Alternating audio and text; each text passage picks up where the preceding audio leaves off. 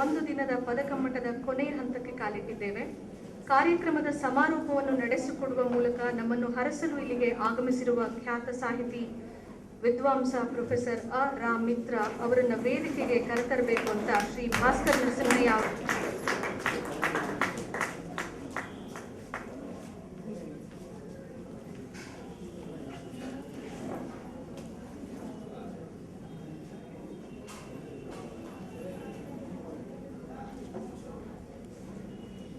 ವೇದಿಕೆಗೆ ಆಹ್ವಾನಿಸ್ತಾ ಇದ್ದೇನೆ.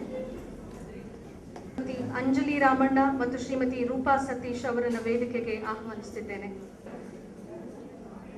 ಈಗ ಶ್ರೀಯುತ ಅ. ರಾ. ಮಿತ್ರ ಅವರ ಕಿರುಪರಿಚಯವನ್ನ ಶ್ರೀ ಭಾಸ್ಕರ್ ನರಸಿಂಹಯ್ಯ ಅವರು ಮಾಡಿಕೊಡ್ಬೇಕು ಅಂತ ಪ್ರಾರ್ಥನೆ ಮಾಡ್ತಾ ಇದ್ದೀನಿ.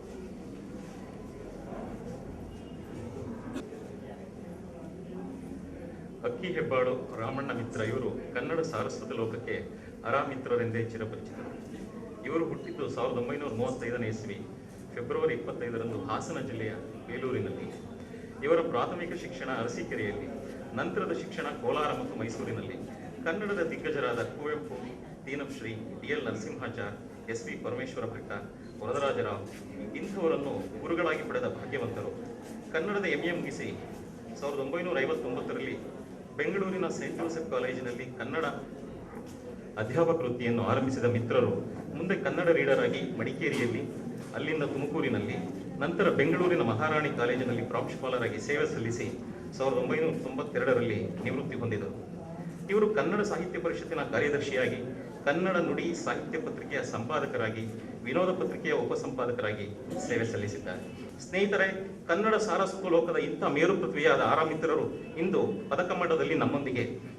ಮಾನ್ಯರೇ, ಪದ ಚಿಂತಾಮಣಿಯ ಈ ಪದಕಮ್ಮಟಕ್ಕೆ ನಿಮಗೆ ತುಂಬು ಹೃದಯದ ಸ್ವಾಗತ. ಶ್ರೀ ಭಾಸ್ಕರ್ ನರಸಿಂಹಯ್ಯ ಪದಾರ್ಥ ಚಿಂತಾಮಣಿಯಲ್ಲಿ ಅತ್ಯಂತ ಹಿರಿಯ ಸದಸ್ಯೆಯಾಗಿ ನಮಗೆಲ್ಲರಿಗೂ ಕೂಡ ಪ್ರೇರಣೆಯನ್ನ ಕೊಟ್ಟಂತಹ, ಸ್ಫೂರ್ತಿಯ ಉತ್ಸಾಹದ ಚಿಲುಮೆಯಾದಂತಹ ಹರಿಣಿ GMT ಅವರನ್ನು ಕೂಡ ನಾನು ವೇದಿಕೆಗೆ ಆಹ್ವಾನ ಮಾಡ್ತಾ ಇದ್ದೀನಿ.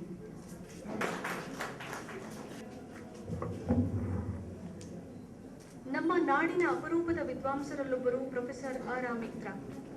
ಆಳವಾದ ವಿದ್ವತ್ತಿಗೆ ನವಿಲು ಹಾಸ್ಯದ ಲೇಪ ಹಚ್ಚಿ ಉಣಬಡಿಸುವಲ್ಲಿ ಅವರು ಸಿದ್ಧಹಸ್ತರು. ಅವರು ನಮ್ಮ ಈ ಕಾರ್ಯಕ್ರಮಕ್ಕೆ ಆಗಮಿಸಿ ನಮ್ಮನ್ನು ಹರಸುವರೆಂಬುದು ಪದಾರ್ಥ ಚಿಂತಾಮಣಿಯ ನುಡಿ ಪಯಣದಲ್ಲೊಂದು ಮರೆಯಲಾಗದ ಮೈಲುಗಲ್ಲು. ಇದಕ್ಕಾಗಿ ಈ ಹಿರಿಯ ವಿದ್ವಾಂಸರಿಗೆ ಪದಾರ್ಥ ಚಿಂತಾಮಣಿ ತುಂಬು ಹೃದಯದ ಕೃತಜ್ಞತೆಯನ್ನ ಅರ್ಪಿಸುತ್ತೆ. ಈಗ ಪ್ರೊಫೆಸರ್ ಅ. ರಾ. ಮಿತ್ರ ಅವರಿಗೆ ಸನ್ಮಾನ ಪದಕಮ್ಮಟದ ಅಧ್ಯಕ್ಷರಾದ ಡಾಕ್ಟರ್ ವಸಂತಕುಮಾರ್ ಪೆರ್ಲಾ ಮತ್ತು ಸಂಚಾಲಕರಾದ ಶ್ರೀ ಮಂಜುನಾಥ ಕೊಳ್ಳಗಾಲ ಅವರಿಂದ ಪ್ರಾರ್ಥಿಸ್ತೇನೆ.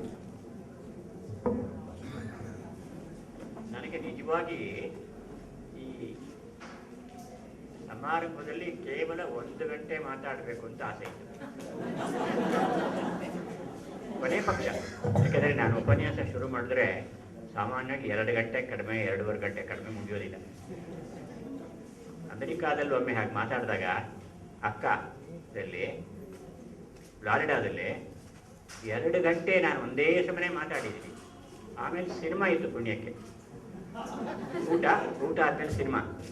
ಊಟ ಮಾಡ್ತಾ ಇದ್ದೀವಿ. ರೇಣುಕಾ ರಾಮಪ್ಪ ಅವ್ರ ಗಂಡ ರಾಮಪ್ಪ ಅವರು ಒಂದು 17 ಜನ ನನ್ನ ಹಿಂದೆ ಬಂದು ನಿಂತ್ಬಿಟ್ಟಿದ್ದಾರೆ. ಏನಂದರೆ, ಸಿನಿಮಾ ಕನ್ನಡದ್ದು ಹೇಗೂ ಬರುತ್ತೆ, ಮುಂದಿನ ವಾರ ನೋಡ್ತೀವಿ, ನೀವು ದಯವಿಟ್ಟು ಮುಂದುವರಿಸ್ಬೇಕು ಅಂತ. 2 ಗಂಟೆ ಮಾತಾಡಿದವನು ಮತ್ತೆ 2 ಗಂಟೆ ಅಥವಾ 1 ಗಂಟೆ 55 ನಿಮಿಷ ಅಂತ ಇಟ್ಕೊಳ್ಳಿ, ಮತ್ತೆ ಮಾತಾಡಬೇಕಾಯ್ತು. ಪಾಪ ಅವ್ರ ಸಂಸಾರದ ಸ್ಥಿತಿ ಹೇಗಿದೆಯೋ ಅಂತ ನನಗೆ ಈಗಲೂ ಅನುಮಾನ ಆಗ್ತಾ ಇದೆ.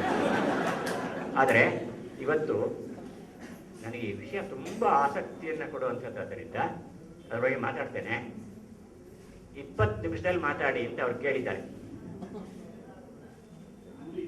ಆದರೆ ನಾನು 20 ನಿಮಿಷದಲ್ಲೇ ಮಾತಾಡ್ತೇನೆ. ಒಂದು ವೇಳೆ 20 ನಿಮಿಷದಲ್ಲಿ ಮುಗಿಸೋಕ್ಕಾಗದೇ ಇದ್ದರೆ 19 ನಿಮಿಷಕ್ಕೆ ಮುಗಿಸ್ತೇನೆ. ಅದು ಮಾತ್ರ ಆ ವಿಚಾರದಲ್ಲಿ ನಿಮಗೆ ನಾನು ಭರವಸೆಯನ್ನು ಕೊಡಬಲ್ಲೆ. ಪದಾರ್ಥ ಚಿಂತಾಮಣಿ ಅನ್ನೋದಿದೆಯಲ್ಲ, ಇದು ಎಂದಿಗೂ ಮುಗಿಯುವಂಥದ್ದಲ್ಲ. ಅನ್ನಬಹುದೇನಯ್ಯ ಹಾಡು ಮುಗಿಯಿತು ಎಂದು ಮಧುರಚಂದ್ರ ಕೇಳ್ತಾರೆ. ಅನ್ನಬಹುದೇನಯ್ಯ ಹಾಡು ಮುಗಿಯಿತು ಎಂದು ಜನ್ಮದ ಆಕಾಶದಲ್ಲಿ ಅದರ ಬೇರು. ಕನ್ನಡಿಯು ಹಿಡಿದೀತೆಷ್ಟು ಕನಕಾಚಲವ. ಕನಕ ಪರ್ವತವನ್ನು ಕನ್ನಡಿ ಹಿಡಿಯಕ್ಕಾಗುತ್ತಾ? ಕೊಡವು ಹಿಡಿದೀತೆಷ್ಟು ಕಡಲ ನೀರು. ಸಮುದ್ರದ ನೀರನ್ನ ಒಂದು ಕೊಡದಲ್ಲಿ, ಆದರೆ ನಾವು ಅನ್ಕೊಳ್ತೀವಿ ಲೋಕಕ್ಕೆ ಬೆಳೆವನ ಗೋಪಿ ಜನಮನ ಒಳಕೊಳ್ಳಲು ಬಹುದೇ, ಹರಿವ ಯಮುನೆಯನು ಕೊಡದೊಳಗಡಗು ಎನ್ನಬಹುದೇ. ಈ ಕೊಡದಲ್ಲಿ ಹೆಂಗೆ ಹೇಳ್ಕೊಡ್ತಾರೆ, ಹಾಗೆ ಎಂದಿಗೂ ಮುಗಿಯುವಂಥದ್ದಲ್ಲ.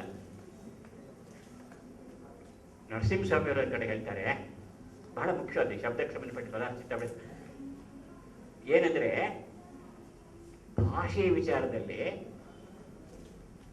ನಾವು ಯಾವುದೋ ಒಂದು ತತ್ವ ಇಟ್ಕೊಂಡು ಹೊರಡ್ತೇವೆ, ಆದರೆ ಅದು ಎಂದಿಗೂ ಮುಗಿಯುವಂಥದ್ದಲ್ಲ.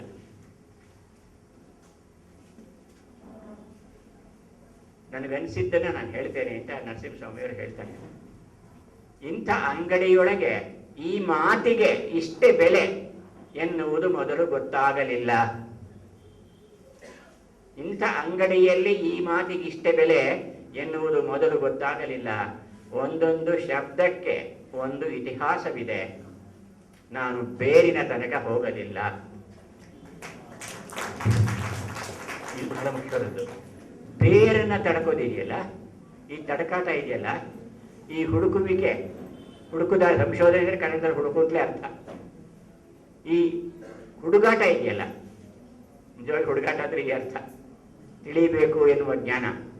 ಅದರಿಂದ ಭಾಷೆ ಏನ್ರಿ ಮಾಡುತ್ತೆ, ಪ್ರಪಂಚದ ವಿದ್ಯಮಾನಗಳನ್ನ ತನ್ನ ಅಂತರಂಗದಲ್ಲಿ ಸೆಳೆ ಹಿಡಿಯುತ್ತೆ. ನಸೋಸ್ತಿ ಪ್ರತ್ಯಯೋ ಲೋಕೆ ಯಹ ಶಬ್ದಾನುಗಮಾದೃತೆ ಅನುಮಿಥವಿವ ಜ್ಞಾನಂ ಸರ್ವಂ ಶಬ್ದೇನ ಭಾಸತೆ. ಭರ್ತೃಹರಿ ಹೇಳ್ತಾನೆ ಏನಂದ್ರೆ, ಭಾಷೆ ಇದೆಯಲ್ಲ, ಲೋಕದಲ್ಲಿ ಅದು ಬೆನ್ನಟ್ಟದ ವಸ್ತುವೇ ಇಲ್ಲ ಅಂತ. ಛೇಸಸ್ ಹಚ್ಕೊಂಡು ಹೋಗುತ್ತೆ ಭಾಷೆ ಅನ್ನೋದು ಎಲ್ಲ ಕಡೆಗೂ. ಈಗ ನೀವು ವಿಮಾನ ಕಂಡಿಡಿದ್ರೆ ವಿಮಾನಕ್ಕೆ ಬೇಕಾದ ಶಬ್ದಗಳನ್ನು ಕೊಡುತ್ತೆ ಭಾಷೆ. ಸಮುದ್ರ ಅವಲೋಕನಕ್ಕೆ ಗಮನ ಕೊಡುತ್ತೆ, ಮೀನುಗಾರಿಕೆ ಗಮನ ಕೊಡುತ್ತೆ, ಈಗ ಗಣಕ ಸ್ಥಿತಿಗೆ ಬೇಕಾದ ಶಬ್ದಗಳನ್ನು ಕೊಡುತ್ತೆ. ಆದರೆ ಈ ಶಬ್ದಕ್ಕೆ ಪದಾರ್ಥ ಚಿಂತಾಮಣಿ ಬಗ್ಗೆ ಯೋಚನೆ ಮಾಡುವಾಗ ಈ ಎರಡು ಮುಖಗಳಿವೆ, ಮೂರು ಮುಖಗಳಿವೆ. ಎರಡು ಬಹಳ ಮುಖ್ಯವಾದದ್ದು. ಒಂದು, ನಸೋಸ್ತಿ ಪ್ರತ್ಯಯೋ ಲೋಕೆ ಯಹ ಶಬ್ದ ಅನುಗಮಾದೃತೆ. ಶಬ್ದ ಅಟ್ಟಿಸ್ಕೊಂಡು ಹೋಗದೆ ಇರೋ ವಸ್ತುವೇ ಲೋಕದಲ್ಲಿ ಇಲ್ಲ. ಅನುಮಿಥವಿವ ಜ್ಞಾನಂ ಸರ್ವಂ ಶಬ್ದೇನ ಭಾಸತೆ. ನೀವು ಏನಾದರೂ ಹೇಳಿ ಪ್ರಪಂಚದಲ್ಲಿ, ಆದರೆ ಶಬ್ದ ಇಲ್ಲದೆ ಇದ್ದರೆ ಅದನ್ನ ಅಟ್ಸ್ಕೊಂಡು ಹೋಗಕ್ಕಾಗ್ತಾನೆ ಇರಲಿಲ್ಲ, ಅದು ಹುಡುಕೊಂಡು ಹೋಗುತ್ತೆ. ಇನ್ನೊಂದು ಸಂಕಟ ಏನು ಗೊತ್ತಾ, ಶಬ್ದಗಳ ಡಿಜನರೇಷನ್. ಅಂದರೆ ಇವತ್ತಿದ್ದಂಥ ನಾಳೆ ಹಗ್ಗ ಅಂತಂದರೆ ನಿಮ್ಗೆ ಇವತ್ತು ಬಹಳ ಚೀಪತ್ತೆ ಇದೆ. ಹಳೆಗನ್ನಡದಲ್ಲಿ ಹಗ್ಗ ಅಂದರೆ ಶ್ರೇಷ್ಠ ಅಂತ, ದಿ ಬೆಸ್ಟ್ ಅಂತ. ಹಗ್ಗದ ಮಹನೀಯರೆಲ್ಲ ಸಭೆ ಮೇಲೆ ಕೂತಿದ್ರು ಅಂತ ಹೇಳಿದ್ರೆ ಬಹಳ ಶ್ರೇಷ್ಠರಾದವರು. ಇವತ್ತು ಎಷ್ಟು ಬೇಗ ಬದಲಾಗಿ ಹೋಗ್ಬಿಟ್ಟಿದೆ. ಒಂದು ಭಾಷೆಯಿಂದ ಇನ್ನೊಂದು ಭಾಷೆಗೆ ಬರುವಾಗ ನಮ್ಮ ಅರ್ಥ ಪಡ್ಕೊಳ್ಳುತ್ತೆ, ಆ ಭಾಷೆ ಅರ್ಥ ಬರೋಲ್ಲ. ಹಲ್ಕ ಅಂದರೆ ಹಿಂದಿಯಲ್ಲಿ ನಾನು ತೆಳ್ಳಿಗಿರೋನ್ನ ಹಲ್ಕ ಅಂತ ಹೇಳ್ಬೋದು ಬೇಕಾದ್ರೆ, ಅವನು ತುಂಬ ಹಲ್ಕ ಇದ್ದಾನೆ ಅಂತ ಹೇಳ್ಬೋದು. ಆದರೆ ಕನ್ನಡದಲ್ಲಿ ಹಲ್ಕ ಅನ್ನೋದಕ್ಕೆ ಬೇರೆ ಅರ್ಥ ಬಂದ್ಬಿಟ್ಟಿದೆ. ಅದು ಉರ್ದು ಶಬ್ದ. ಅದು ಹಲ್ಕ ಅಂದರೆ ತೆಳುವು ಅಂತ, ಹಗುರ ಅಂತ, ಮುಟ್ಬಹುದಾದದ್ದು, ಮ್ಯಾನೇಜ್ ಮಾಡಬಹುದಾದ ಅರ್ಥ. ಅಂದರೆ ಎಲ್ಲೆಲ್ಲಿಂದ ಎಲ್ಲೆಲ್ಲಿ ಪ್ರಯಾಣ ಮಾಡ್ತಾರೆ, ಏನು ಶಕ್ತಿ ಇರುತ್ತೆ ಅದಕ್ಕೆ. ಸುರಂಗ ಅಂತ ಶಬ್ದ, ದಯವಿಟ್ಟು ತಿಳ್ಕೊಳ್ಳಿ ಇದನ್ನ. ಇದು ಗ್ರೀಕ್ ಶಬ್ದ, ಸಂಸ್ಕೃತದಲ್ಲಿ ಇಲ್ಲ. ಇದು ಕನ್ನಡದಲ್ಲಿದೆ, ಸುರಂಗ ಮಾರ್ಗದಿಂದ ಬಂದರು ಅಂತ. ಮೂಲ ಭಾರತವನ್ನು ನಾನು ಓದಿದ್ದೇನೆ, ಅದರ ಮೊದಲ ಆವೃತ್ತಿಯಲ್ಲಿ ಈ ಸುರಂಗ ಅನ್ನೋ ಶಬ್ದ ಇಲ್ಲ. ಭೀಮ ಅಡಗಿನ ಮನೆ ಅಂದರೆ ಅದಕ್ಕೆ ಎಷ್ಟು ಚಾಲನ ಶಕ್ತಿ ಇದೆ, ಎಷ್ಟು ಹಾರಾಟ ಶಕ್ತಿ ಇದೆ ಅನ್ನೋದು ತಿಳ್ಕೊಳ್ಬೇಕು ನೀವು. ಯಾವುದೇ ಭಾಷೆ ಈ ರೀತಿ ಮಾಡುತ್ತೆ. ಕವಿಗಳು ಪಾಪ ಕಟ್ಕೊಡ್ತಾರೆ ಅದನ್ನು. ನಮ್ಮ ಇನ್ನೊಂದು ದೌರ್ಬಲ್ಯ ಭಾಷೆ ಏನು ಗೊತ್ತಾ, ನಿನ್ನ ಹಸಿರಾರುವುದು ನುಡಿತೇರು ಹರಿಯೇ. ಕೂತಿನ ಹೇಳ್ತಾರೆ ಇದನ್ನ. ಅಪ್ಪ ನಿನ್ನ ಮಾತಿನ ತೇರು ಹರಿದು ಬಿಡ, ಬುಲ್ಡೋಸರ್ ಇದ್ದಂಗೆ ಮಾತು ನಮ್ದು. ಇದು ಹರಿದು ಬಿಟ್ರೆ ಆ ವಸ್ತು ಪ್ರಪಂಚ ಇದೆಯಲ್ಲ ಅದರ ತೇರು, ನುಡಿ ತೇರು ಹರಿದಾಗ ಅದು ಆರುವುದು. ನಿನ್ನ ಹಸಿರಾರುವುದು. ಒಳ್ಳೆ ಮಾತಾಡಕ್ಕೆ ಬರ್ತಾ ಇದ್ದವ್ರಿಗೆ ತುಂಬ ಭಾಷೆಜ್ಞರು ಸಂಕಟ ಪಡೋದಿದ್ದೇನೆ. ಬರ್ತೀಯಾ ಅಂತ ಕೇಳಿದ್ರೆ ಅವ್ನಿಗೆ ಏನು ನಿಂತಲೆ ಬರ್ತೀಯಪ್ಪ ಅಂತ ಕೇಳಬೇಕು. ಅದೇ ನಾನು ಕೇಳ್ತಾ ಇರೋದು. ಭಾಷೆ ಎಷ್ಟು ಸೂಕ್ಷ್ಮ ಇದೆ ಅಂತಂದ್ರೆ ಅದು ಅಲ್ಪ ಸ್ವಲ್ಪ ತಿಳ್ಕೊಂಡು ಅವ್ರ ಬಗ್ಗೆ ವೇದವನ್ನು ಮಾತಾಡುತ್ತೆ. ಬಿಭೇತಿ ಅಲ್ಪಶ್ರುತಾತ್ ವೇದವು, ವೇದ ಇದನ್ನು ನೋಡ್ಬಿಟ್ಟು ಅಜ್ಞಾನ ಇದ್ದವ್ರು ನೋಡ್ಬಿಟ್ಟು ತಾಯಿ ಹತ್ರ ಹೋಗಿ ವೇದ ಹತ್ರ ಹೋಗಿ ಮಾಮಯಂ ಪ್ರಹರಿಷ್ಯತಿ, ಇವನು ನಂಗೆ ಹೋಗಿ ಒದಿತಾ ಇದ್ದಾನೆ, ವೇದ ಮಾತಾಡಕ್ಕೆ ಬಂದವನು ನನಗೆ ಒದಿತಾ ಇದ್ದಾನೆ ಅಂತ ಹೋಗಿ ಚಾಡಿ ಹೇಳ್ತಾಳಂತವಳು. ಅಂದರೆ ನಾವು ಮಾತಾಡುವಾಗ ಆ ಶಬ್ದಕ್ಕೆ ಇರತಕ್ಕ ಮೂಲ ರೂಪ ಮತ್ತೆ ಅದರ ವ್ಯಾಪ್ತಿ ಏನೇನು ಆಕಾರಗಳನ್ನು ಪಡಿಬೋದು ಅನ್ನೋ ತಿಳಿದಾಗ ನಮಗೆ ಶಬ್ದ ಸೃಷ್ಟಿ ಮಾಡೋ ಶಕ್ತಿ ಬರ್ತದೆ. ಇವತ್ತು ನಾನು ನಿಮಗೆ ಹೇಳ್ತಾ ಇರೋದು ಮುಖ್ಯವಾದ ಅಂಶ ಇದೆ. ಇನ್ನೂ ಒಂದು ವಿಸ್ತರಿಸಿ ಹೇಳಬೇಕು ಅಂತಿದ್ದೆ, ಸಮಯ ಇಲ್ಲ ನನಗೆ. ಒಂದು ನೀವು ತಯಾರಿಸಬೇಕಾದ ಕಂಪ್ಯೂಟರ್ ನಿಘಂಟು ಅಂತ, ಅದರಲ್ಲಿ ಎಲ್ಲ ಶಬ್ದಗಳು ಬರ್ತವೆ. ಬೂದಗಾಜ ರಾಧಾಕೃಷ್ಣ ಅಂತ ಒಬ್ಬರಿದ್ದಾರೆ, ಅವರು ವ್ಯಾವಹಾರಿಕ ನಿಘಂಟು ಅಂತ ತೆಲುಗಿನ ಪುಸ್ತಕ ಬರೆದಿದ್ದಾರೆ. ಎಷ್ಟು ಸೊಗಸಾದ ಪುಸ್ತಕ, ನಿಮ್ಗೆ ಎಲ್ಲ ವ್ಯವಹಾರದ ಎಲ್ಲ ಶಬ್ದಗಳು ಅದ್ರಲ್ಲಿ ಸಿಗ್ತವೆ. ಅದಕ್ಕೆ ಸೊಗಸಾದ ತೆಲುಗು ಅನುವಾದ ಇದೆ, ಸಂಸ್ಕೃತ ಶಬ್ದಗಳ ಮೂಲಕವಾಗಿ ಅದನ್ನು ಮಾಡಿದ್ದಾರೆ. ಹಾಗೆ ನಮ್ಮಲ್ಲಿ ಈ ನಿಘಂಟುಗಳಾಗ್ತವೆ. ಕಂಪ್ಯೂಟರ್ಗೆ ಸಂಬಂಧಪಟ್ಟಂತಹ ಒಂದು ನಿಘಂಟು ಯಾರನ್ನು ಕೇಳದೇ ಇರೋ ಸ್ಥಿತಿ. ನೀವು ಬಹುಶಃ ಇಲ್ಲಿ ಕರ್ನಾಟಕ ಗಣಕ ಪರಿಷತ್ ಅಂತಿದೆ, ನಮ್ಮ ಆರಾಧನೆಗೆ ಅವನು ಅಲ್ಲಿ ಸದಸ್ಯನ ಆಗಿರೋದ್ರಿಂದ ಅದ್ರ ವಿವರಗಳು ಗೊತ್ತಿದೆ. ಅವ್ರನ್ನ ನೀವು ಬೇಡ್ಕೊಂಡ್ರೆ ನಿಜವಾದ ಒಳ್ಳೆಯ ಸಂಪತ್ತುಗಳನ್ನು ಸಾಧ ಸಂಪತ್ತು ಒದಗಿಸಿದ್ರೆ ಒಂದು ನಿಘಂಟನ್ನು ತಯಾರು ಮಾಡ್ಬೋದು.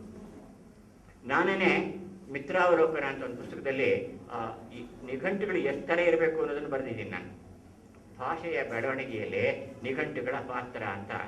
ಇದು ತುಳು ಪತ್ರಿಕೆ, ತುಳು ಡಿಕ್ಷನರಿ ಬಿಡುಗಡೆ ಆಯ್ತಲ್ಲ, ಆಗ ನಾನು MGM ಕಾಲೇಜ್ ಉಡುಪಿನಲ್ಲಿ ಈ ಬಗ್ಗೆ ಒಂದು ಪ್ರಬಂಧ ಮಾಡಿಸಿದ್ದೆ ಉದ್ಘಾಟನೆಯ ಸಂದರ್ಭದಲ್ಲಿ.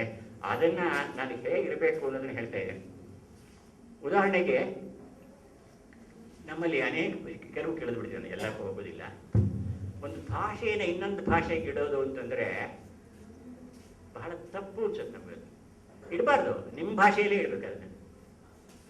ನೀನು ಮಗು ನಾನು ಕೇಳುತ್ತಲ್ಲ, ನಾನು ನನ್ನ ಮಗನಿಗೆ ಎಷ್ಟೋ ಸಲ ಮೊಮ್ಮಗಳ ಹತ್ರ ಮಾತಾಡ್ತಾ ಇರುವಾಗ ಅದು ಇಂಗ್ಲೀಷಲ್ಲಿ ಜೋರಾಗಿ ಮಾತಾಡುತ್ತೆ. ನನಗೆ ಇಂಗ್ಲೀಷ್ ಚೆನ್ನಾಗಿ ಬಂದರೂ ಕೂಡ, ಭಾಷಣ ಕೊಡುವಷ್ಟು ಬಂದರೂ ಕೂಡ ನನ್ನ ಮೊಮ್ಮಗಳ ಹತ್ರ ಇಂಗ್ಲೀಷಲ್ಲಿ ಅಮೆರಿಕಾದಲ್ಲಿ ಇದ್ದಾಳು, ನಮ್ಮ ಉಚ್ಚಾರಣೂ ಅರ್ಥವಾಗಲ್ಲ. ಅದಕ್ಕೆ ಅರ್ಥ ಆಗುತ್ತೆ ಎರಡೂ. ಇದು ಗ್ರಹಚಾರ. ಅದಕ್ಕೆ ನನ್ನ ಮಗ ಅಲ್ಲಿಂದ ಪಕ್ಕದಲ್ಲಿ ಏನು ಹೇಳಿದ್ರು ಅಂತ ಮತ್ತೆ ನಮಗೆ ಇಂಗ್ಲೀಷಲ್ಲೋ ಕನ್ನಡದಲ್ಲೋ ಹೇಳ್ತಾನೆ. ಹಾಗೆ ನಿಘಂಟುಗಳು ಮಾಡುವ ಕೆಲಸ ನಿಮ್ಮಲ್ಲಿ ಅನೇಕರಿಗೆ ದುರಭ್ಯಾಸ ಇಲ್ಲ ರೀ, ತುಂಬ ಕೆಟ್ಟ ಅಭ್ಯಾಸ ಅದು. ನನಗಿದೆ. ನಿಘಂಟನ್ನು ಪ್ರತಿನಿತ್ಯ 4 ಪುಟನಾದ್ರೂ ನೋಡಿ, ಏನು ಶಬ್ದ ಸಿಗುತ್ತದೆ ಅದರಲ್ಲಿ. ನಿಮಗೆ ಗೊತ್ತಿಲ್ಲದೆ ಇರೋ ಶಬ್ದಗಳು ಸಿಗುತ್ತವೆ. ಅದನ್ನ ಹೇಗೆ ಸೃಷ್ಟಿ ಮಾಡ್ಕೊಳ್ಬೇಕು ಅನ್ನೋದು ಗೊತ್ತಾಗುತ್ತೆ ನಿಮಗೆ. ನಾನು ಹೇಳೋದು, ಚಿಂತನೆ ಆರಂಭ ಆಗಬೇಕಾದ್ದು ಒಂದು ಭಾಷೆಯಲ್ಲಿ, ಕನ್ನಡದಲ್ಲಿ. ನೀವೇನು ಮಾಡ್ತೀರಿ ಗೊತ್ತಾ? ನಾನು ಆಕ್ಷೇಪಣೆ ಮಾಡಬೇಡಿ, ಮಾಡ್ತೀನಿ ಅಂತ ತಿಳ್ಕೊಬೇಡಿ. ಇರೋ ಶಬ್ದಗಳನ್ನು ಬಳಸೋದು ಸಾಕಾಗಿದೆ ಅಂತ ಅನ್ಕೊಳ್ತೀರಿ ನೀವು. ಆದರೆ ಹೊಸದಾಗಿ ನಿಮ್ಮ ಅಂತರಂಗ ತುಡಿತಾ ಇಲ್ಲ. ಯಾತಕ್ಕೆ? ಹೋಗುವೆನು ನಾ ನನ್ನ ಒಲುಮೆಯ ಗೂಡಿಗೆ. ಉತ್ತಿನ ಹೇಳಿದ್ರು ಅಲ್ಲಿಗೆ ಹೋಗ್ಬಿಟ್ಟಾರ, ಅಲ್ಲಿಗೆ ಹೋಗ್ಬೇಕು. DL ನರಸಿಂಹಾಚಾರ್ಯ ಹೇಳ್ತಾ ಇದ್ರು, ಈ ಶಬ್ದದ ಹುಳನ ನಿಮ್ಮ ತಲೆಗೂ ಬಿಟ್ಕೊಳ್ಳಿ. ಹುಳ ಅದು. ಆ ಹುಳ ನನ್ನ ತಲೆಯನ್ನು ಕೊರಿತಾ ಇರ್ಬೇಕ್ರಿ ಯಾವಾಗಲೂ ಕೂಡ. ಇಲ್ಲದೆ ಇದ್ರೆ ಅರ್ಥವೇ ಆಗೋದಿಲ್ಲ. ನಾನು ಪ್ರತಿಯೊಂದಕ್ಕೂ ಕನ್ನಡದಲ್ಲಿರೋ ನಿಘಂಟುಗಳಲ್ಲಿ ಇರ್ತಕ್ಕಂಥ ಹಳೆಗನ್ನಡ ಗ್ರಂಥಗಳಲ್ಲಿರ್ತಕ್ಕಂಥ ಶಬ್ದಗಳನ್ನು ತಂದಿದ್ದೇನೆ. ಪರಿಷತ್ತು ಅನ್ನೋದಕ್ಕೆ ಕನ್ನಡದಲ್ಲಿ ಬೊಂದೆ ಅಂತ ಒಂದು ಶಬ್ದ ಇದೆ. ಬೊಂದೆ. ನಾನು ಧರ್ಮಸ್ಥಳದಲ್ಲಿ ಮಾತಾಡ್ತಾ ಈ ಬೊಂದೆಯಲ್ಲಿ, ಈ ಸಾಹಿತ್ಯದ ಬೊಂದೆಯಲ್ಲಿ ನಾನು ಇದನ್ನು ಮಂಡಿಸ್ತೇನೆ ಅಂತ ಹೇಳ್ತೇನೆ. ಹಾಗೆ ಜಕ್ಕಳಿ, ಸ್ಪೀಕರ್ ಅಂತ ಒಂದು ಶಬ್ದ ಇದೆ, ಹಳೆಗಳು ಉಪಯೋಗಿಸಿದ್ದಾರೆ. ಪಡಿಪತ್ರ, ಇದು ಹೇಳ್ತೀವಿ, ಬಹಳ ಒಳ್ಳೆ ಕಥೆ ಇದೆ ಇದಕ್ಕೆ. ಜೆರಾಕ್ಸ್ ಕಾಪಿ ಅಂತೀವಲ್ಲ, ಜೆರಾಕ್ಸ್ ಅದಕ್ಕೆ ಅನುವಾದ ಮಾಡೋಕ್ಕಾಗಲ್ಲ, ಯಾಕೆಂದ್ರೆ ಕಂಪನಿ ಹೆಸರು. ಶಿವರುದ್ರಪ್ಪ ಪಾಪ ಅದನ್ನು ನೆರಳಚ್ಚು ಅಂತ ಮಾಡಿದ್ರು. ಮಾಡಿದ ತಪ್ಪು ಸರಿ ಅಂತ ಅನ್ನೋ ವಿಚಾರಕ್ಕೆ ನಾನು ಬರೋದಿಲ್ಲ, ಆದರೆ ಬಳಸದೇ ಇದ್ರೆ ನೀವು ದಡ್ಡರಾಗ್ತೀರಿ ಅಂತ. ಅರೆ ತಂದಿದ್ದೀನಪ್ಪ ಒಂದು ಶಬ್ದನ. ಈ ತಮಿಳಿನಲ್ಲಿ ನಂಗೆ ತಮಿಳು ಬರುತ್ತೆ. ಆಹಾರ ಶಾಲೆ, ಪಾನೀಯ ಶಾಲೆ ಅಂತ ಹೊರಡುತ್ತಿದ್ದು ಹಳೆಯ ತಮಿಳಿನಲ್ಲಿ. ಅಂದರೆ ಈಗ 50 ವರ್ಷದಿಂದ. ನಾನು ಮದ್ರಾಸ್ಗೆ ಹೋಗ್ತಾ ಇದ್ದಾಗ ನೋಡ್ತೀನಿ, ಇದ್ದಕ್ಕಿದ್ದಾಗ ಒಂದು ದಿವಸ ಯಾವನೊಬ್ಬ ಉಣವಗಮ್ ಅಂತ ಚೇಂಜ್ ಮಾಡಿಬಿಟ್ಟು ಅದನ್ನು. ಉಣವಗಮ್, ಊಟ ಮಾಡೋ ಜಾಗ, ತಿನ್ನುವ ಜಾಗ ಅಂತೇಳಿ. ಹಾಗೆಯೇ ತಮಿಳುನಾಡು ಅರಸಾಂಗ ಪೋಕ್ಕುವರತ್ತು ಅಂತ ಮಾಡಿದ್ರು. ಟ್ರಾನ್ಸ್ಪೋರ್ಟೇಷನ್ ಅನ್ನೋದಕ್ಕೆ ಪೋಕ್ಕುವರತ್ತು ಏನ್ರೆ ನಂಗೆ ಮೊದಲು ನಿಮ್ಗೆ ಅರ್ಥ ಆಗಲ್ಲ ಅದು, ಹೋಗೋದು ಬರೋದು. ಆದರೆ ಆಸ್ಟ್ರೇಲಿಯಾನೇ ಏನಿದೆ, ಇದು ಹೊಸ ಭಾಷೆಯನ್ನ ಕಟ್ಟಿಕೊಳ್ಳುವ, ಅದಕ್ಕೆ ಆಕಾರವನ್ನು ಕೊಡುವ. ನಮ್ಮ ಮಗು ಕೂಡ ದಾರಿಲಿ ಹೋಗ್ತಾ ಇದ್ರೆ ಅವನು ಅವರೆಕಾಯಿ ಮಾಡ್ತಾ ಇದ್ರೆ ಅವರೆಕಾಯಿ ಅಂತ ಅವನ್ನ ಕರೆಯುತ್ತೆ, ಅವನು ಅವರೆಕಾಯಿ ಅಲ್ಲ. ಹಾಗೇನೆ ಅಮ್ಮ ತಾಯಿ, ಎಷ್ಟು ಒಳ್ಳೆ ಶಬ್ದಗಳು ಇವೆಲ್ಲ. ಅಮ್ಮ ತಾಯಿ ಅಂದ್ರೆ ಭಿಕ್ಷೆ ಬೇಡೋಳು ಅನ್ನೋದಕ್ಕೆ ಆ ಅಮ್ಮ ತಾಯಿ ಅಂತ ಕುಕ್ಕ ಬರ್ತಾಳಲ್ಲ ಅವಳನ್ನೇ. ನಮೋಸ್ತುಗಳು 22 ಬೇರೆ ಮಾಡಿದ್ರೆ ಒಂದು ಕಡೆ ಬರುತ್ತೆ ವ್ಯಾಕರಣ ಪುಸ್ತಕದಲ್ಲಿ, ನಮೋಸ್ತು ಅಂದ್ರೆ ಸನ್ಯಾಸಿಗಳು ಅಂತ. ಯಾಕೆಂದ್ರೆ ಅವ್ರಿಗೆ ಏನ್ ಮಾಡ್ತೀವಿ ನೋಡಿದ್ಬಿಟ್ಟೇನೆ, ನಮೋಸ್ತು ಅಂತಿರಲ್ಲ, ಅದಕ್ಕೆ ಯೋಗ್ಯರಾದವರು ಅಂತ. ಸೊ ಭಾಷೆಗೆ ಇಂಥ ಅರ್ಥ ಅಂತ ಇರಬೇಕು ಅಂತ ನಿಯಮ ಇಲ್ಲ. ದಯವಿಟ್ಟು ತಿಳ್ಕೊಳ್ಳಿ ಇದನ್ನ. ಯಾವ ಕಾಲಕ್ಕೂ ಕೂಡ ನೀವು ಕೊಟ್ಟ ಅರ್ಥ ಅದಕ್ಕೆ ಬರ್ತೀಯ ಹೊರತು ಅದು ರೂಢಿಯಲ್ಲಿ ನಿಂತರೆ ಅದು ಒಳ್ಳೆ, ಇದು ಕೆಟ್ಟ ಶಬ್ದ ಅಂತ ತಿಳ್ಕೊಳ್ಬೇಡಿ. ಪೊಕ್ಕು ಹೊರತು ಅಂದಾಗ ತಮಿಳಿನಲ್ಲಿ ಬಹಳ ಲೈಂಗಿಕವಾದ ಕೆಟ್ಟ ಅರ್ಥವನ್ನು ತಂದ್ರು ಮೊದಲು ಕೆಲವರು, ಆದರೆ ಅದು ಉಳ್ಕೊಳ್ತು. ಕನ್ನಡದಲ್ಲಿ ಪಾಪ ಕಷ್ಟಪಟ್ಟು ಬರೀತಾರೆ, ಆದರೆ ಯಾರು ಉಪಯೋಗಿಸಲ್ಲ. ಬರ್ಕೊಳ್ಳಿ ಸರ್, ಸಂತೋಷ ಅಂತ ನೀವು ಬರ್ಕೊಳ್ಳಿ. ನಾವಂತೂ ಬಾಬಾಗಿನ ಅಣ್ಣಗೆ ಉಪಯೋಗಿಸಲ್ಲ ಅದನ್ನ. ಯಾಕೆ ಮಾಡ್ತೀವಿ ಹೀಗೆ? ಕಿವಿ ನೆಟ್ಟಿಗಿರ್ಬೇಕ್ರಿ ನಿಮಗೆ. ಕಷ್ಟಪಟ್ಟು ಸೃಷ್ಟಿ ಮಾಡಿದ್ದನ್ನ ನಾವು ಬಳಕೆಗೆ ತರುವಷ್ಟು ಔದಾರ್ಯ ನಾವು ತೋರಿಸ್ತಾ ಇದ್ರೆ ನಮ್ಮ ಭಾಷೆ ಹೇಗೆ ಬೆಳೆಯುತ್ತೆ? ಆದ್ದರಿಂದ ನಾನು ಶಬ್ದಗಳನ್ನು ಕುರಿತು ಹೇಳಿದಾಗ ನಾನು ಕೆಲವು ಶಬ್ದಗಳು ಮಾತ್ರ ಉದಾಹರಣೆ ಕೊಟ್ಟು ಮುಗಿಸ್ತೇನೆ. ಯಾಕೆಂದರೆ ಕನ್ನಡದಲ್ಲಿ ಕೆಲವು ಶಬ್ದಗಳಿವೆ. ಉದಾಹರಣೆಗೆ ಆರ, ಕಾರ, ಅಡಿಗ. ಕೆಲಸಗಾರ ಅಂದರೆ ಕಾರ ಅನ್ನೋದು ತಗೊಳ್ಳಿ, ಅಡಿಗ ತಗೊಳ್ಳಿ. 3 ಶಬ್ದ ಅಡಿಗದಲ್ಲಿರೋದು ಕನ್ನಡದಲ್ಲಿ. ದೇವಾಡಿಗ, ಆಮೇಲೆ ಹೂವಾಡಿಗ, ಹಾವಾಡಿಗ, ಹೂವಾಡಿಗ, ದೇವಾಡಿಗ. ಎಷ್ಟು ಇದರಲ್ಲಿ ವ್ಯವಹರಿಸೋರು ಅಂತ ಅರ್ಥ. ಅದು ಉಪ್ಪು ಮಾರನ್ನು ಉಪ್ಪಾಡಿಗ ಅಂತ ಹೇಳಕ್ಕಾಗಲ್ವೇ? ಒಂದು ವಸ್ತುವನ್ನು ಕೊಡೋ ಅಂದರೆ ಅಡಿಗ ಅನ್ನೋ ಶಬ್ದವನ್ನು ಎಷ್ಟಕ್ಕೆ ಬಳಸ್ಬೇಕು ನಮ್ಗೆ ಯಾರೂ ಹೊಳೆಯೋದಿಲ್ಲ, ಇದು ಮಾಡೋದೇ ಇಲ್ಲ ನಾವು. ಹಾಗೆ ನೀರಾಡಿಗ ಅಂತ ಯಾಕೆ ಹೇಳಬಾರ್ದು? ಈಜೋನ್ನ. ಬಾನಾಡಿಗ ಅಂತ ಯಾಕೆ ಹೇಳಬಾರ್ದು? ವಿಮಾನದಲ್ಲಿ ಹೋಗೋಣ ಅಲ್ವೇ? ಅಂದರೆ ಈಜಾಡಿಗ ಅಂತ ಹೇಳಿ ನಾನು ಸುಮ್ಮನೆ ಉದಾಹರಣೆ ಕೊಡ್ತಾ ಇದ್ದೀನಿ. ಹಾಗೇನೆ ಮುಳುಗಾಡಿಗ. ಬೇಂದ್ರೆಯವರು ಕುಂಗ ಅಂತ ಒಂದು ಶಬ್ದ ಬಳಸಿದ್ದಾರೆ. ನನಗೆ ಅದು ಎಲ್ಲಿ ಬಂತ ಗೊತ್ತಿಲ್ಲ ನನಗೆ. ಕುಂಗ ಅಂದರೆ ಪರ್ಲ್ ಡೈವರ್ ಅಂತ. ಮುತ್ತಿಗಾಗಿ ಕೆಳಗಡೆಯಲ್ಲಿ ಅಡಿಮೀನು ತಗೊಂಡಿದ್ದಾರೆ. ಕುಂಗ ಇಳಿದೆ ಮತ್ತು ಕೆಳಗೆ ಮತ್ತೆ ಕುಂಗ. ಕುಂಗ ಅಂತಂದ್ರೆ ಪರ್ಲ್ ಡೈವರ್, ನೀರಿನಲ್ಲಿ ಇಳಿಯೋನು. ಆ ಥರ ಶಬ್ದಗಳನ್ನ ಈಗ ಕೇಡಿಗ ಇದ್ದಾಗೆ ಕಾಡಿಗ ಯಾಕೆ ಇಟ್ಕೊಳ್ಬಾರ್ದು? ಕಾಡಿಗ ಅಂದ್ರೆ ಕಾಟ ಕೊಡೋನು, ಭಾಷಣಕಾರ. ಕಾಡಿಗ ಅಂತ ಯಾಕೆ ಹೇಳ್ಬಾರ್ದು? ಹಾಗೇನೆ ಕೂಡಿಗ ಅಂತ ಯಾಕೆ ಹೇಳ್ಬಾರ್ದು? ಹಾಗೆ ಅಲೆದಾಡಿ ಅಂದ್ರೆ ಅಲಿಯೋ ಸ್ವಭಾವ ಉಳ್ಳವನು. ನೋಡ್ ಮಾಡ್ಕೊಡಿ ಅದನ್ನ, ಅಲೆದಾಡಿ. ಹಾಗೆ ವಾಸಿ ಅಂತ ಒಂದು ಶಬ್ದ ಇದೆ ಕನ್ನಡದಲ್ಲಿ. ವಾಸಿ ಅಂತಂದ್ರೆ ಕಾಂಪಿಟಿಷನ್ ಅಂತ ಅರ್ಥ. ಎಷ್ಟು ಒಳ್ಳೆ ಶಬ್ದ ಇದೆ. ನನಗೆ ರೋಮಾಂಚ ಆಗುತ್ತೆ ಅಂತ ಕೇಳಿದಾಗ. ಕಾಂಪಿಟಿಷನ್ ಅಂದ್ರೆ ವಾಸಿ, ವಾಸಿ ನಿಂತುದು. ಆ ಛಲ, ಆ ಹಠ ನಿಂತೋಗಿದೆ. ಈಗ ತಾಳ್ಮೆ ಗೊತ್ತಿದೆ ನಿಮಗೆ. ಬಲ್ಮೆ, ನಲ್ಮೆ, ಹಾಗೇನೆ ಗೆಲ್ಮೆ, ಬೀಳ್ಮೆ, ಏಳ್ಮೆ ಗೊತ್ತಿದೆ, ಬೀಳ್ಮೆ. ಹಾಗೆ ಯಾತಕ್ಕಿದೆಲ್ಲ ತಗೊಳ್ತಾ ಇಲ್ಲ ನೀವು? ತಕ್ಕುಮೆ, ಪರಾಕ್ರಮ ಅನ್ನೋದಕ್ಕೆ. ಕೈಮೆ ಅಂದರೆ ಮೋಸ ಅಂತ. ಕೈಮೆ ನೋಡಿ, ಹಳೆಗಳಲ್ಲಿ ಬಳಸಿರೋ ಶಬ್ದಗಳಿವೆಲ್ಲ. ಹಳೆಯದು ಅನ್ನೋದಕ್ಕೆ ಏನು ಹೇಳಬೇಕು? ಓಬಿ, ಓಬಿರ ಹೆಂಗೆ ಕಾಲದ್ದು ಅಂತಾರಲ್ಲ, ಓಬಿ ಅಂದ್ರೆ ಹಳೆಯದು ಅಂತ ಹೇಳಿ ಅಷ್ಟೇನೆ.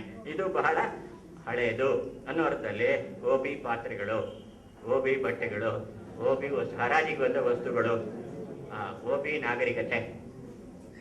ಹಾಗೇನೆ ಹಾಲು ಮಾರೋದು, ಹಾಲು ತಯಾರು ಮಾಡಿ ಬರೋದಿದೆಯಲ್ಲ, ಅದಕ್ಕೆ ಹಳೆಗನ್ನಡದಲ್ಲಿ ಕೀಲಾರ ಅಂತ ಶಬ್ದ ಇದೆ. ಎಷ್ಟು ಅದು ಕೋಲಾರಕ್ಕೆ ಸಮೀಪ ಬಂದದ್ದು. ಕೀಲ ಎಷ್ಟು ಚೆನ್ನಾಗಿದೆ ಈ ಶಬ್ದ. ಡೈರಿ ಡೈರಿ ಅಂತ ಸಾಯ್ತೀವಲ್ಲ ನಾವು. ಅದು DIA ಬರೀಬೇಕು, DI ಬರೀಬೇಕು ಗೊತ್ತಾಗೋದಿಲ್ಲ. ಅಂದ್ರೆ ಕೀಲಾರ ಅಲ್ಪಾವಧಿ ಇದ್ದಾಗೇನೆ ಮಧ್ಯಮಾವಧಿ ಯಾಕೆ ಮಾಡ್ಕೋಬಾರ್ದು? ಅಂತ್ಯಾವಧಿ. ನೀಡ ಅಂದ್ರೆ ಗೂಡು ಅಂತ ಅರ್ಥ.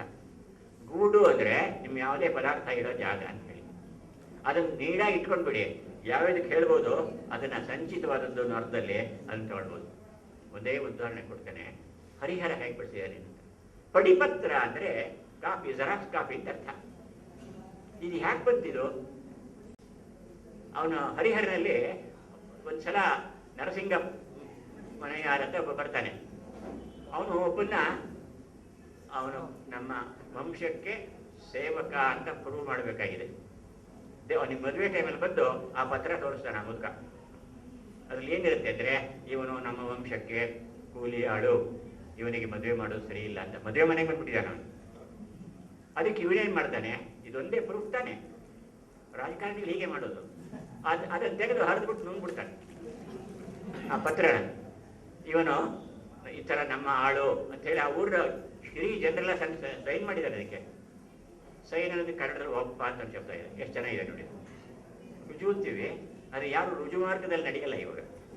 ಅದರಿಂದ ಒಪ್ಪ ಅಂತ ಕರೆಯೋಣ. ಅವನು ಹೇಳ್ತಾನೆ ಕೊನೆಗೆ, ನಕ್ಕು ಬಿಟ್ಟು, ಹೋಗದೆಲೆ ಮಗನೇ, ತಿಂದಾಕ್ಬಿಟ್ಟ ಇದು ಕರೆದು ಬಿಟ್ಟಿಯಾ, ಹೋಗದಲೆ ಮಗನೇ, ಇದು ಪಡಿಪತ್ರ. ಪಡಿಪತ್ರ ಅಂದ್ರೆ ಜೆರಾಕ್ಸ್ ಕಾಪಿ. ಇದು ಮೂಲ ಒಳಗೆ ಅದೇ ಪಾರ್ವತಿ ದೇವಿ ಇಟ್ಕೊಂಡಿದ್ದಾರೆ. ಆ ಕಾಲದಲ್ಲೂ ಪಾಪ ಹೆಂಗಸರೇ ಎಲ್ಲ ಭದ್ರ ಮಾಡ್ತಾ ಇದ್ದಾರೆ. ಮೂಲ ಒಳಗೆ ಅದೇ ಅಂತ ಹೇಳ್ತಾನೆ ಅವನು. ಹಾಗೆ ನಾನು ಇಂಥ ಶಬ್ದಗಳು ತುಂಬಾ ಕೊಕ್ಕೆ ಅಂತಿದೆ. ಉದಾಹರಣೆಗೆ ನಾನು ಧರ್ಮಸ್ಥಳದಲ್ಲಿ ಮಾತಾಡುವಾಗ ಈ ಬಗ್ಗೆ ಸಿಕ್ಕಾಬಿಟ್ಟೆ ನಗ್ಬಿಟ್ರು ಜನ. ಯಾಕೆ ಅಂದ್ರೆ ಕೊಕ್ಕೆ ಅಂದ್ರೆ ಕೊಕ್ಕಣಿಗರಿಗೆ ಹೇಳ ಮಾತಾಡೋದು. ಅಬ್ಜೆಕ್ಷನ್ ಅಂತ ನಾನು ಅಬ್ಜೆಕ್ಷನ್ ಅಂತ ಹೇಳಿದ್ದು. ಅಬ್ಜೆಕ್ಷನ್ಗೆ ಕೊಕ್ಕೆ ಅಂತ ಶಬ್ದ ನಾನು ಕನ್ನಡದಲ್ಲಿ ಇದೆ ಇದು. ಹಾಗೇನೆ ಗರಟಿಗೆ, ಗರಟಿಗೆ ವಾಚ್ ಅಂಡ್ ವಾಲ್ ಇದಕ್ಕೆ ಸಂಬಂಧಪಟ್ಟಂತೆ. ಹಾಗೇನೆ ಗರುಡಿ ಅಂದ್ರೆ ಕಲಿಯುವ ಮನೆ, ಶ್ರವ. ಶ್ರವ ಅಂದ್ರೆ ಕಲ್ಸ್ಕೊಳ್ಳೋದು ಅಂತ ಹೇಳಿ. ಏನಯ್ಯ ನೀನು ಹೀಗೆ ಮಾಡ್ತಾ ಇದ್ದ ಅರ್ಜುನಿಗೆ ಹೇಳಿದ್ರೆ, ನನಗೆ ಹೇಳ್ಬೇಡಿ, ನಿಮ್ಮ ಗರುಡಿಯೊಳಗೆ ನನಗೆ ಶ್ರಮ ಉಂಟು, ನಿಮ್ಮ ಗರುಡಿಯಲ್ಲಿ ನನಗೆ ಟ್ರೈನಿಂಗ್ ಆಗಿದೆ. ಸೊ ಗರುಡಿ ಅನ್ನೋ ಶಬ್ದ ಯಾವ್ದು ಬೇಕಾದ್ರೂ ಆಗ್ಬೋದು, ಒಂದು ವಸ್ತುವನ್ನ ಸಂಗ್ರಹಿಸುವ ಜಾಗ ಅಂತ. ಅದಕ್ಕೆ ಬೇರೆ ಬೇರೆ ಶಬ್ದಗಳು ಯಾಕೆ ಹುಡುಕ್ತೀರಿ? ಹಾಗೆ ಬಿ ಅಂದ್ರೆ ಹಾಳಾಗಿ ಹೋದ, ಬೀತ ನರಪೇತಗಳಿರ, ಬೀತ ಅಂದ್ರೆ ಹಾಳಾಗಿ ಹೋದಂತ ಅಂತೇಳಿ. ಹಾಗೇನೆ ಒಂದು ಒಳ್ಳೆ ಶಬ್ದ ಇದೆ ಸನ್ಯಂಗ ಅಂತ, ಕ್ಯಾಚಿಂಗ್ ರೆಡ್ ಹ್ಯಾಂಡೆಡ್. ಹಳೆಗನ್ನಡದಲ್ಲಿ ಈತ ಸಿಕ್ಕಾಕೊಂಡಿದ್ದಾರೆ, ಇವಳನ್ನ ಸನ್ಯಂಗದೊಳ್ ಅಂದ್ರೆ ಗುರುತಿನ ಸಮೇತ, ರೆಡ್ ಕ್ಯಾಚ್ ರೆಡ್ ಹ್ಯಾಂಡೆಡ್, ಇದಕ್ಕೆ ಸನ್ಯಂಗ ಅಂತ ಇದೆ. ಅದರಿಂದ ಹಾಗೆ ಮೇ ಅನ್ನೋ ಶಬ್ದ, ವೇ ಅನ್ನೋ ಶಬ್ದ, ಅಡಿಗ ಅನ್ನೋ ಶಬ್ದ, ಇನ್ನು ಯಾವ ಬೇಕಾದ ಶಬ್ದಗಳಿವೆ. ಇವುಗಳನ್ನೆಲ್ಲ ನಮ್ಮ ಹಳೆಗನ್ನಡ ಯಾವ ರೀತಿಯಲ್ಲಿ ತಂದಿದೆ, ನಾವು ಅದನ್ನ ಯಾಕೆ ಬಳಸ್ಕೊಳ್ಬಾರ್ದು? ಕುಮಾರವ್ಯಾಸನ ಪದ್ಯ ನೋಡಿ, ಮಕ್ಕಳಿಗೆ ಶಿಕ್ಷಣಾಭ್ಯಾಸಕ್ಕೆ ಕಳಿಸ್ತಾನೆ ಅವನು. ದ್ರೋಣಾಚಾರ್ಯರು ಬಂದು ಭೀಷ್ಮರನ್ನ ಬರಬೇಕು, ಮಕ್ಕಳ 106 ಜನನು ಈಗ ಟ್ರೈನಿಂಗ್ ತಗೊಳ್ತಾ ಇದ್ದಾರೆ, ಅವ್ರ ಪ್ರದರ್ಶನ ನೋಡಬೇಕು ಅಂತ ಅಂದಾಗ ಅವ್ರು ಒಪ್ಕೋತಾರೆ. ಕೊನೆಗೆ ಏನಂತಾರೆ, ಎಜುಕೇಶನಲ್ಲಿ ಇಷ್ಟೇ ಇರೋದು. ಭೀಷ್ಮರು ಒಪ್ಕೊಂಡಿದ್ದು 106 ಜನಕ್ಕೆ ಚೆನ್ನಾಗಿ ಕಲಿಸಿದಿರಿ ಅಂತಲ್ಲ, ಈ ಸುದಿನ ಈ ಮಕ್ಕಳೊಡನೆ ಆಯಾಸವಿದು ಸಾಮಾನ್ಯವೇ. ಅಂದ್ರೆ ಟೀಚರ್ಸ್ ಯಾವಾಗಲೂ ಮೆಚ್ಚೋದು, ಪ್ರಿನ್ಸಿಪಲ್ಗಳು ಒಂದು ಒಳ್ಳೆ ಕಂಠ ಇದೆ. ನಾನು ಮೊದಲು ಕೆಲಸಕ್ಕೆ ಸೇರಿದಾಗ ನಮ್ಮ ಪ್ರಿನ್ಸಿಪಲ್ ಅದೇ ಫಾದರ್ ಅದನ್ನೇ ಹೇಳಿದ್ದು, Sanjay college father, you can get on, you have a voice. ಅದು ನೀನು ಚೆನ್ನಾಗಿ ಮಾಡ್ತೀವಿ ಅಂತ ಹೇಳಿಲ್ಲ ಅವರು, ನಿನಗೆ ಹುಡುಗರಿಗಿಂತ ಜೋರಾಗಿ ಮಾತಾಡೋ ಶಕ್ತಿ ಇದೆ, ಗಟ್ಟಿ ಮಾತಿದ್ದು. ಅದರಿಂದ ಆವಾಗ ಹೇಳ್ತಾನೆ ಅವನು, ಬಿ ತಕ್ಷಣ ಹೋಗಿ ಸಾವಿರ ಕುರಿಯ ಹೊಯ್ದರು, ನಿರ್ಮಿಸಿದರು. ಅವ್ರು ಏನ್ ಮಾಡ್ತಾನೆ ಅಂತಂದ್ರೆ, ಪೆವಿಲಿಯನ್ ಅಂತಂತೀವಲ್ಲ ಆ ಅರ್ಥದಲ್ಲಿ ಭಾವನಿಕೆ. ನನ್ಗೆ ಈ ಶಬ್ದ ರೋಮಾಂಚ ಆಗೋಯ್ತು ನನಗೆ. ಭದ್ರತರ ಭವನಿಕೆಯ ರಚಿಸಿದರು. ಮತ್ತೆ ಪೆವಿಲಿಯನ್, ನಾವು ಪೆವಿಲಿಯನ್ ಅನ್ನೋದಕ್ಕೆ ಎಷ್ಟು ಕಷ್ಟಪಡ್ತೀವಿ, ಕಳೆದ ಶಬ್ದಗಳೇ ನಾವು ಹಾಕ್ತೀವಿ. ಹಾಗೆ ಮೈವಳಿ ಅಂದರೆ ಬಾಡಿ ಗಾರ್ಡ್ ಅನ್ನೋ ಅರ್ಥದಲ್ಲಿ. ಜೇಮ್ಸ್ ಮರೆ ಅಂತೇಳಿ ಒಬ್ಬ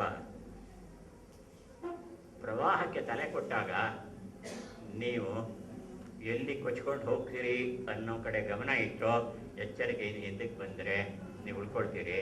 ನಿಘಂಟುಗಳು ಅಷ್ಟೇ ಸ್ನೇಹಿತರೆ. ನನಗೆ ಈ ಭಾಷಣ ಬೇಕಾದ್ರೆ 2 ಗಂಟೆ ವಿಸ್ತರಿಸಬಲ್ಲೆ, ಅದರ ಅಗತ್ಯ ಇಲ್ಲ. ಇವತ್ತು ಬೇಗ ನಾವು ಬಿಟ್ಕೊಡ್ತೀವಿ ಅಂತ ಮಾತು ಕೊಟ್ಟಿದ್ದೀವಿ. ಮುಖ್ಯ ತಿಳ್ಕೋಬೇಕಾದ್ದು, ಪ್ರತಿನಿತ್ಯ ನಿಘಂಟನ್ನ ತೆರೆದು ಯಾವುದೇ ಪುಟ, ನಾನು ತೆಲುಗು ಕಲಿತಿದ್ದು ಹೀಗೇನೆ, 33ನೇ ತೆಲುಗು ಸಾಹಿತ್ಯ ಸಮ್ಮೇಳನದಲ್ಲಿ, ಪುಸ್ತಕ ಸಮ್ಮೇಳನದಲ್ಲಿ ನಾನು ವಿಜಯವಾಡಕ್ಕೆ ಹೋಗಿ ನಾನು ಮಾತಾಡಬೇಕಾಯ್ತು ಕಲಿಗಳಲ್ಲಿ. ಅದು ತೆಲುಗು ಬರೋದಿಲ್ಲ ನನಗೆ. ಆದರೆ ನಾನು ಈ ನಿಘಂಟು ಅರ್ಥ ಮಾಡ್ಕೊಳ್ಬೇಕು ಅನ್ನೋ ಹಠಕ್ಕೆ ಹೋಗಿ ನಿಘಂಟುಗಳನ್ನು ತೆಗೆದೆ ನಾನು. ಆ ನಿಘಂಟುಗಳಲ್ಲಿ ಬರುವ ಶಬ್ದ ಇದೆಯಲ್ರಿ, ನೀವು ನಿಜವಾಗಿ ಕನ್ನಡ ಭಾಷೆಯನ್ನು ಅರ್ಥ ಮಾಡ್ಕೊಳ್ಬೇಕು ಅಂತ ಇಷ್ಟಪಟ್ಟವರು ಎಂದ್ರೆ ಎಲ್ಲೋ ಒಂದು ಕಡೆಯಲ್ಲಿ ಡಿ ನರಸಿಂಹಾಚಾರ್ಯ ಹೇಳ್ತಾರೆ, ಕಾವ್ಯ ಮೀಮಾಂಸೆ ಅಂದರೆ ಶಬ್ದ ಅರ್ಥ ತಿಳ್ಕೊಂಡಾಗ ನಿಮಗೆ ಆನಂದ ಆಗುತ್ತಲ್ಲ, ರಸಾನಂದ, ಅದೇ ಆನಂದ ಅಂತ ಹೇಳ್ತೀರಿ. ಅದಲ್ಲ ದಿನಂಶಿಯವರಿಗೆ ಹೇಳಿರೋದು. ನನಗೆ ಒಂದು ಶಬ್ದಕ್ಕೆ ಒಂದು ಅರ್ಥ ಹಿಡಿದಾಗ, ಶಬ್ದಕ್ಕೆ ಅರ್ಥ ಏನು ಅಂತ ಪತ್ತೆ ಹಚ್ಚಿದಾಗ ನನಗಾಗುವ ಆನಂದ ನಿಮ್ಮ ಎಲ್ಲ ಕಾವ್ಯಾನಂದಗಳಿಗಿಂತ ದೊಡ್ಡದು ಅಂತ ಹೇಳ್ತಾರೆ. ಇದು ನಾವು ತಿಳ್ಕೊಳ್ಬೇಕಾದ್ರೆ ಎಲ್ಲೋ ಒಂದು ಕಡೆ ಇರುತ್ತೆ, ಮೂಲೆಯಲ್ಲಿ ಕೂತಿರುತ್ತೆ. ಒಂಥರ ಭಿಕ್ಷುಕ ಬಂದಂತೆ ಒಬ್ಬ, ಇವರು ಏನೋ ಮೂಡಲ್ಲಿದ್ರು, ಹೆಂಡತಿ ಇರಲಿಲ್ಲ, ಆಹಾರ ಇಲ್ಲಪ್ಪ, ಮುಂದೆ ಹೋಗು ಅಂತಂದ್ರೆ ಅವನಿಗೆ ಇವತ್ತು ಒಡವಾರ ಬುದ್ಧಿ ಇಲ್ಲ ಅಂತ ಹೇಳ್ಬೇಡಿ ಅಂತ ಹೇಳಿದಂತೆ. ಇವ್ರಿಗೆ ಆಶ್ಚರ್ಯ ಆಯ್ತು. ಡಿಕ್ಷನರಿ ಹುಡ್ತಾ ಇದ್ದಾರೆ ಶಬ್ದಕ್ಕರ್ಥ ಒಡ ಅನ್ನೋದಕ್ಕೆ.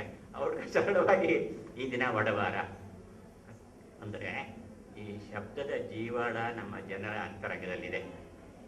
ಅವ್ರು ಹೇಳ್ತಾರೆ, ನೀವು ದಯವಿಟ್ಟು ಅದಕ್ಕೆ ಕಿವಿಗೊಡಿ. ಕನ್ನಡ ಭಾಷೆ ನಿಮ್ಮ ಇಂಗ್ಲಿಷ್ ಭಾಷೆ ಅಲ್ಲ, ಅದರ ತಾತನ ವಯಸ್ಸಾಗಿದೆ ತಿಳ್ಕೊಳ್ಳಿ. ಆ ಕಾಲದಿಂದಲೂ ಕೂಡ ನಮಗೆ ಪ್ರತಿಯೊಂದು ವಿಚಾರನೂ ಕಲಿಸಿದ್ದಾರೆ. ಧರ್ಮ ಅಂದ್ರೇನು, ಸಹನೆ ಅಂದ್ರೇನು, ಸೈರಿಸುವಡೆ ಪರ ದ್ರವ್ಯವನ್ನ, ಇನ್ನೊಬ್ಬರ ದ್ರವ್ಯವನ್ನು ಮುಟ್ಟಬಾರದು ಅನ್ನೋದು ಗೊತ್ತಿದ್ರೆ, ಪರ ವಿಚಾರಮಂ ಕಸವರಮೆಂಬುದು. ಕಸವರ ಅಂದ್ರೆ ಚಿನ್ನ ಅಂತ. ಯಾವುದಯ್ಯ ಚಿನ್ನ ಅಂದ್ರೆ ಇನ್ನೊಬ್ಬರ ವಿಚಾರವನ್ನ, ಇನ್ನೊಬ್ಬರ ಭಾಷೆಯನ್ನ, ಇನ್ನೊಬ್ಬರ ಸಂವೇದನೆಗಳನ್ನ ಅರ್ಥ ಮಾಡ್ಕೊಳಕ್ಕೆ ಯಾರಿಗಾಗುತ್ತೋ ಅದೇ ನಿಜವಾಗಿ ಸಂಪತ್ತು ಅಂತ. ಇದು ಅಂದರೆ ಅಷ್ಟು ಶ್ರೇಷ್ಠವಾದ ಭಾಷೆ ಇದು.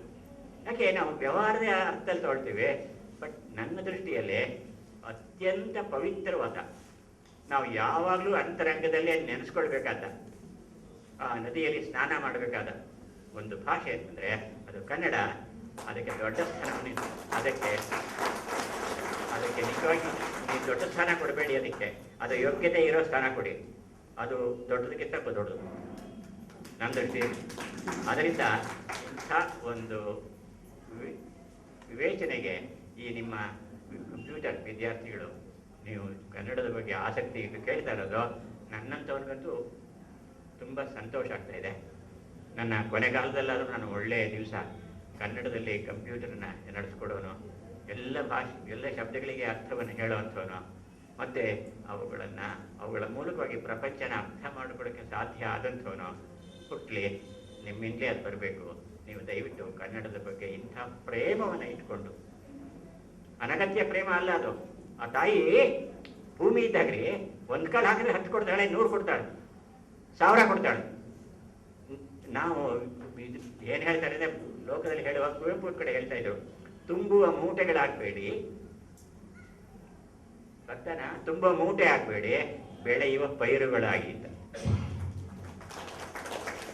ಆ ಪೈರು ಕಾಳು ಎರಿಸ್ರಿ 10ಕ್ಕೆ 100 ಕೊಡುತ್ತೆ, 1000 ಕೊಡುತ್ತೆ.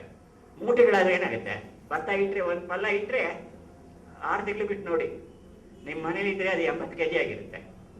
ಕೋಆಪರೇಟಿವ್ ಸೊಸೈಟಿಲಿ ಇದ್ರೆ 40 kg ಆಗಿರುತ್ತೆ. ಯಾಕಂದ್ರೆ ಹೆಗ್ಗಡೆಗಳ ಕಾಟ ಅಲ್ಲಿ ಎಷ್ಟೆಷ್ಟೋ ಕಾಲಿದ್ದು ಹೆಗ್ಗಡೆಗಳೇ. ಆದರೆ ಒಂದು ವಸ್ತು ಕ್ಷಯಕ್ಕೆ ಒಳಗಾಗಬೇಕಂತಲ್ಲ. ಈ ಭಾಷೆ ಚಿಲುಮೆ ಅಂತದ್ದು ಅದ್ಭುತವಾದದ್ದು, ಪ್ರೀತಿಯಿಂದ ನಾವು ಗಮನಿಸ್ಬೇಕಾದ್ದು. ಅದಕ್ಕೆ ನಾವು ಶಕ್ತಿಯನ್ನು ತುಂಬದೇ ಇದ್ರೆ ಅವಳು ಏನಪ್ಪ ಹೇಳ್ತಾಳೆ,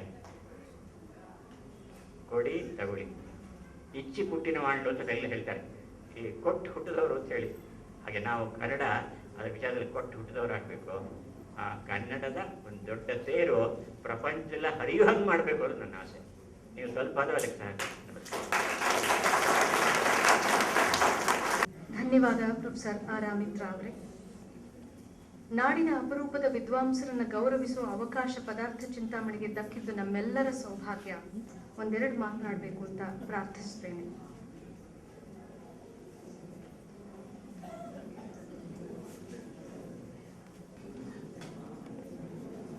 ಕಳೆದ ಸುಮಾರು 30 ವರ್ಷಗಳಿಂದ ಆತ್ಮೀಯರಾಗಿರುವಂತಹ ಪ್ರೊಫೆಸರ್ ಆರ್ ಆರ್ ಮಿತ್ರ ಅವರೇ, ಹರಿಣಿ ಜಿಎನ್ಟಿ ಅವರೇ, ನಮ್ಮ ಪದಕಮ್ಮಟದ ಗೌರವಾನ್ವಿತ ಸದಸ್ಯರಾಗಿರುವ ಹರಿಣಿ ಜಿಎನ್ಟಿ ಅವರೇ ಮತ್ತು ಎಲ್ಲ ಕನ್ನಡ ಬಂಧುಗಳೇ, ಬೆಳಗ್ಗೆ ಮಾತಾಡ್ತಾ ಒಂದು ಮಾತನ್ನ ಹೇಳಿದ್ವಿ. ಕಾರ್ಯಕ್ರಮದ ಸಮಾರೋಪದವರೆಗೂ ಕೂಡ ಶಾಂತ ರೀತಿಯಿಂದ ಕುಳಿತು ಈ ಕಾರ್ಯಕ್ರಮದ ಅರ್ಥಪೂರ್ಣತೆಗೆ ನೆರವಾಗಿ ಅಂತ ಬೆಳಗಿನ ಪ್ರೇಕ್ಷಕ ಬಂಧುಗಳ ಜೊತೆಗೆ ಇನ್ನೂ ಕೆಲವು ಮಂದಿ ಹೆಚ್ಚುವರಿ ಪ್ರೇಕ್ಷಕ ಬಂಧುಗಳು ಸೇರಿ ಇಡೀ ಸಭಾಭವನವನ್ನು ಭರ್ತಿ ಮಾಡಿದ್ದೀರಿ. ಪದಾರ್ಥ ಚಿಂತಾಮಣಿಯ ಈ ಒಂದು ದಿವಸದ ಪದಕಮ್ಮಟದ ಆಶಯವನ್ನ ಅದರ ಸಂಪೂರ್ಣವಾದ ಅರ್ಥದಲ್ಲಿ ಸಾರ್ಥಕಗೊಳಿಸಿದ್ದೀರಿ ಅಂತ ತಮಗೆಲ್ಲ ಹೃತ್ಪೂರ್ವಕವಾದ ವಂದನೆಗಳನ್ನು ಸಲ್ಲಿಸಿಕೊಂಡು ಒಂದು 2 ಮಾತುಗಳನ್ನು ಈ ಸಂದರ್ಭದಲ್ಲಿ ಹೇಳಲಿಕ್ಕೆ ಇಷ್ಟಪಡ್ತೇನೆ. ನಮ್ಮ ಕೋರಿಕೆಯನ್ನು ಮನ್ನಿಸಿ ಗೌರವಾನ್ವಿತರಾದ ಕನ್ನಡದ ವಿದ್ವಾಂಸರು, ಮೀಮಾಂಸಕರು ಮತ್ತು ವೈಜ್ಞಾನಿಕ ಬರಹಗಾರರು ಕೂಡ ಈ ಒಂದು ಪದಕಮ್ಮಟಕ್ಕೆ ಬಂದು ಈ ಕಾರ್ಯಕ್ರಮದ ಆಶಯದ ಚೌಕಟ್ಟನ್ನು ವಿಸ್ತರಿಸಿದಿರಿ. ನೀವು ನಮ್ಮ ಜೊತೆಗೆ ಪದಕಮ್ಮಟದಲ್ಲಿ ಸದಾ ಇರಬೇಕು ಮತ್ತು ಈ ಪದಕಮ್ಮಟದ ಆಶಯವನ್ನು ಅರ್ಥಪೂರ್ಣಗೊಳಿಸಬೇಕು ಅಂತ ಹೇಳಿ ನಾವು ವಿನಂತಿ ಮಾಡ್ತೀವಿ. ಈ ಪದಕಮ್ಮಟ ಅನ್ನುವ ಸಮೂಹ ಕನ್ನಡಿಗರಲ್ಲಿ ಮಾತ್ರವೇ ಅಲ್ಲ, ಕನ್ನಡಿಗರಿಗೆ ಈ ಆಧುನಿಕ ಕಾಲದಲ್ಲಿ ಕನ್ನಡದ ಭಾಷೆಯನ್ನ ವಿಸ್ತಾರಗೊಳಿಸುವಂತಹ ಮಾಧ್ಯಮಗಳ ಕನ್ನಡ ಬಳಕೆಗೂ ಕೂಡ ಒಂದು ಹೊರದಾರಿಯನ್ನ ಅಥವಾ ಒಂದು ಸರಿಯಾದ ಅರ್ಥಪೂರ್ಣವಾದ ಅದರ ಬಳಕೆಗೆ ನೆರವಾಗಬೇಕು, ನಮ್ಮ ಜೊತೆಗೆ ನಿಂತು ಅಂತ ಹೇಳಿ ನಾವು ನಿಮ್ಮನ್ನ ವಿನಂತಿ ಮಾಡಿಕೊಡ್ತಾ ಇದ್ದೀವಿ. ಪದಕಮ್ಮಟದ ಅರ್ಥ ವಿವರಣೆಯಲ್ಲಿ ಮತ್ತು ಮಾಧ್ಯಮಗಳು ತಪ್ಪು ಮಾಡಿದಾಗ ಅಥವಾ ಯಾರೇ ಪದ ಬಳಕೆಯಲ್ಲಿ ತಪ್ಪು ಮಾಡಿದಾಗ ಸರಿ ದಾರಿಯನ್ನು ತೋರಿಸಲಿಕ್ಕೆ ನಮ್ಮ ಜೊತೆಗೆ ನೀವು ಸದಾ ಇರಿ ಅಂತ ಹೇಳುವ ಮನವಿಯನ್ನು ಕೂಡ ಈ ಸಂದರ್ಭದಲ್ಲಿ ಪದಕಮ್ಮಟದ ವತಿಯಿಂದ ನಾವು ಮಾಡ್ತಾ ಇದ್ದೇವೆ. ಬಹುಶಃ ಅಂತರ್ಜಾಲದ ಒಂದು ಗುಂಪು ಈ ತರಹದ ಒಂದು ಸಮಾವೇಶವನ್ನು ಮಾಡಿ ಒಂದು ಸ್ಮರಣ ಸಂಚಿಕೆಯನ್ನು ಕೂಡ ಹೊರತರ್ತಾ ಇರುವಂತಹದ್ದು ಮೊದಲ ಪ್ರಯತ್ನ ಅಂತ ಹೇಳಿ ನಾನು ಭಾವಿಸ್ತೇನೆ. ಈಗಾಗಲೇ ಬೆಳಗ್ಗೆ ಕೃತಿ ಬಿಡುಗಡೆಯ ಸಂದರ್ಭದಲ್ಲಿ ಮಂಜುನಾಥ ಕೊಳ್ಳೇಗಾಲ ಅವರು ಹೇಳಿದ ಹಾಗೆ ನಮ್ಮ ಈ ಪದ ಸಂಸ್ಮರಣದಲ್ಲಿ ಪದಕಮ್ಮಟದಲ್ಲಿ ಚರ್ಚಿತವಾದ ಕೆಲವು ಅಪರೂಪದ ಶಬ್ದಗಳು, ವಿಶ್ಲೇಷಣೆ ನಡೆಸಲಾದಂತಹ ಕೆಲವು ಬಳಕೆ ತಪ್ಪಿದ ಹಳಗನ್ನಡದ ಶಬ್ದಗಳು ಸ್ಥಾನ ಪಡೆಯುವುದರೊಂದಿಗೆ ನಮ್ಮ ಇವತ್ತಿನ ಕನ್ನಡದ ಚಿಂತಕರ ಜೊತೆಗೆ ಅಮೂಲ್ಯವಾದ ಕೆಲವು ಸಂದರ್ಶನಗಳಿವೆ, ಕೆಲವು ಲೇಖನಗಳಿವೆ. ಆ ಮೂಲಕ ಅಂತರ್ಜಾಲದ ಒಂದು ವೇದಿಕೆಯ ಚೌಕಟ್ಟನ್ನು ನಾವು ಈ ಪದ ಸಂಸ್ಮರಣೆ ಅಂತನ್ನುವ ಕೃತಿಯ ಮೂಲಕ ವಿಸ್ತರಿಸಿದ್ದೀವಿ ಅಂತ ಹೇಳಲಿಕ್ಕೆ ಈ ಸಂದರ್ಭದಲ್ಲಿ ಬಯಸ್ತಾ ಇದ್ದೇವೆ. ಮತ್ತು ಪದಕಮ್ಮಟವು ಈ ರೀತಿಯ ಸಮಾವೇಶಗಳನ್ನು ಮುಂದಿನ ದಿವಸಗಳಲ್ಲಿ ಬೇರೆ ಬೇರೆ ಕಡೆ ಆಯೋಜಿಸಬೇಕು ಮತ್ತು ಆಯಾ ಸಂದರ್ಭಗಳಲ್ಲಿ ಕೆಲವು ಕೃತಿಗಳನ್ನು ಕೂಡ ಹೊರತರಬೇಕು ಅಂತನ್ನುವ ಆಶಯವನ್ನ ಇಟ್ಕೊಂಡಿದೆ.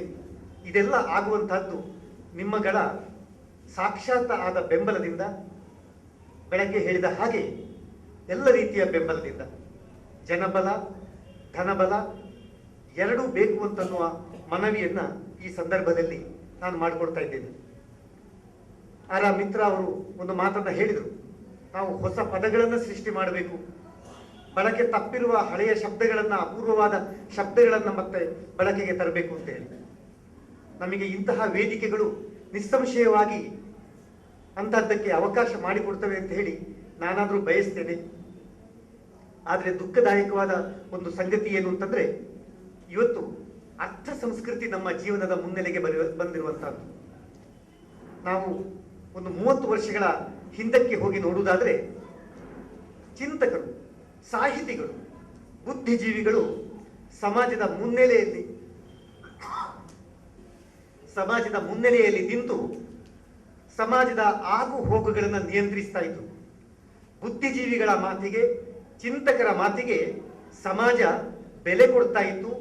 ಸಮಾಜ ಅಹುದು ಅನ್ನುವ ಹಾಗೆ ಚಿಂತಕರ ಮಾತುಗಳನ್ನು ಅನುಸರಿಸ್ತಾ ಇತ್ತು. ಈ 30 ವರ್ಷಗಳಲ್ಲಿ ಅದು ಪ್ರಪಂಚೀಕರಣ, ವಿಶ್ವೀಕರಣ ಅಥವಾ ಆರ್ಥಿಕ ಉದಾರೀಕರಣ ಏನು ಬೇಕಾದರೂ ನಾವು ಕರೆಯೋಣ. ಈ 30 ವರ್ಷಗಳಲ್ಲಿ ಆಗಿರುವಂತಹ ಬದಲಾವಣೆ ಏನು ಅಂತಂದ್ರೆ ಅರ್ಥ ಸಂಸ್ಕೃತಿ ನಮ್ಮ ಜೀವನದ ಮುನ್ನೆಲೆಗೆ ಬಂದಿರುವಂತಹದ್ದು.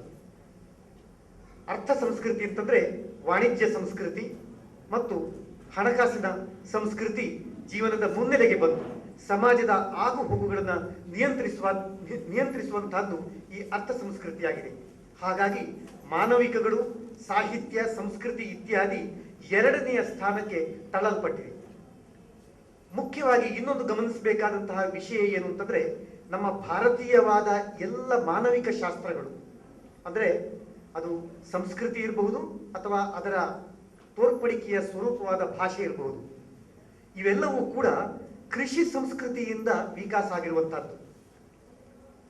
ಈ ಆಧುನಿಕ ಕಾಲ ಪಾಶ್ಚಾತ್ಯದ ಅನುಕರಣೀಯ ರೂಪವಾಗಿ ಬಂದಿರುವಂತಹ ನಗರೀಕರಣ ಮತ್ತು ಯಂತ್ರ ನಾಗರಿಕತೆಯ ಸಂಸ್ಕೃತಿಯಿಂದಾಗಿ ನಮ್ಮ ಈ ಕೃಷಿ ಸಂಸ್ಕೃತಿಯಲ್ಲಿ ವಿಕಾಸಗೊಂಡಿರುವ ಭಾಷೆ ಸಂಸ್ಕೃತಿಯನ್ನ ಕೃಷಿ ಸಂಸ್ಕೃತಿಯಲ್ಲಿ ಅಥವಾ ಗ್ರಾಮೀಣ ಸಂಸ್ಕೃತಿಯಲ್ಲಿ ಅರಳಿ ವಿಕಾಸಗೊಂಡಿರುವಂತಹ ಸಂಸ್ಕೃತಿ ಮತ್ತು ಅದರ ಉತ್ಪನ್ನವಾದ ಭಾಷೆ, ಅದನ್ನ ಸಂವಹನ ಮಾಡತಕ್ಕಂತಹ ಭಾಷೆಯನ್ನ ಈ ಆಧುನಿಕ ಕಾಲದ ಯಂತ್ರ ನಾಗರಿಕತೆ ಮತ್ತು ನಗರೀಕರಣದ ಬದುಕಿನ ಜೊತೆಗೆ ಸಂವಾದಿಯಾಗಿ ತಗೊಂಡು ಹೋಗೋದು ಹೇಗೆ ಅಂತ ಅನ್ನೋದನ್ನು ನಾವೆಲ್ಲರೂ ವಿಚಾರ ಮಾಡಬೇಕಾಗಿದೆ.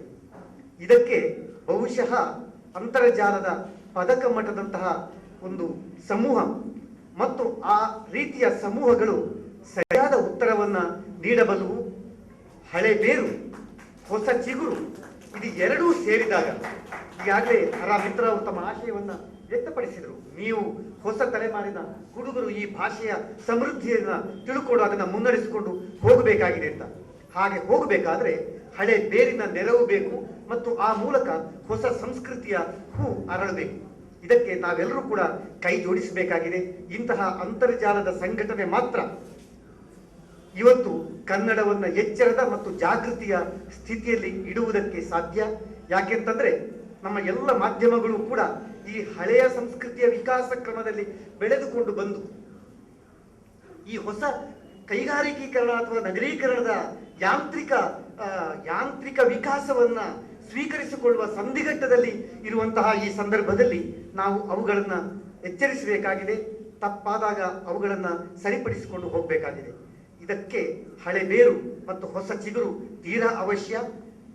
ಹಿರಿಯರಾದ ವಿದ್ವಾಂಸರಾದ ಎಲ್ಲ ಹಿರಿಯ ತಲೆಮಾರಿನ ಬಂಧುಗಳೇ, ನಮ್ಮ ಜೊತೆಗೆ ಇರಿ, ಯುವ ತಲೆಮಾರಿಗೆ ಮಾರ್ಗದರ್ಶನ ನೀಡಿ ಅಂತೇಳಿ ಹಾರೈಸ್ತಾ ಈ ಪದಕಮ್ಮಟದ ಯಶಸ್ಸಿಗೆ ಕಾರಣೀಭೂತರಾದ ಪದಕಮ್ಮಟದ ಎಲ್ಲ ಸದಸ್ಯರನ್ನ, ವಿಶೇಷವಾಗಿ ಬೆಂಗಳೂರಿನಲ್ಲಿ ನೆಲೆಗೊಂಡಿರುವ ಸದಸ್ಯರನ್ನ ಅಧ್ಯಕ್ಷನ ನೆಲೆಯಲ್ಲಿ ನಾನು ಹೃತ್ಪೂರ್ವಕವಾಗಿ ಅಭಿನಂದಿಸಲಿಕ್ಕೆ ಇಷ್ಟಪಡ್ತೇನೆ. ಮುಂದೆಯೂ ಕೂಡ ಇಂತಹ ಸಾರ್ಥಕ ಕಾರ್ಯಕ್ರಮಗಳನ್ನು ಮಾಡೋಣ ಅಂತ ಹೇಳ್ತಾ ಎಲ್ಲರಿಗೂ ನಮಸ್ಕಾರಗಳನ್ನು ತಿಳಿಸ್ತಾ ಇದ್ದೇನೆ. ವಂದನೆಗಳು.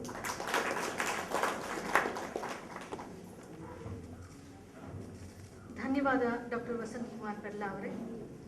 ಪದಾರ್ಥ ಚಿಂತಾಮಣಿಯ ವತಿಯಿಂದ ಕಿರುಕಾಣಿಕೆಗಳನ್ನು ಸ್ವೀಕರಿಸಬೇಕು ಅಂತ ಹೇಳಿ ಈಗ ನಾನು ಡಾಕ್ಟರ್ ವಸಂತ್ ಕುಮಾರ್ ಪೆರ್ಲಾ ಮತ್ತು ಹರಣಿ ಅವರನ್ನ ಕೇಳ್ಕೊಳ್ತಾ ಇದ್ದೀನಿ. ಶ್ರೀಮತಿ ಸುಗುಣ ಮತ್ತು ಮಹೇಶ್ ಇದನ್ನು ಕೊಡ್ತಾ ಇದ್ದಾರೆ.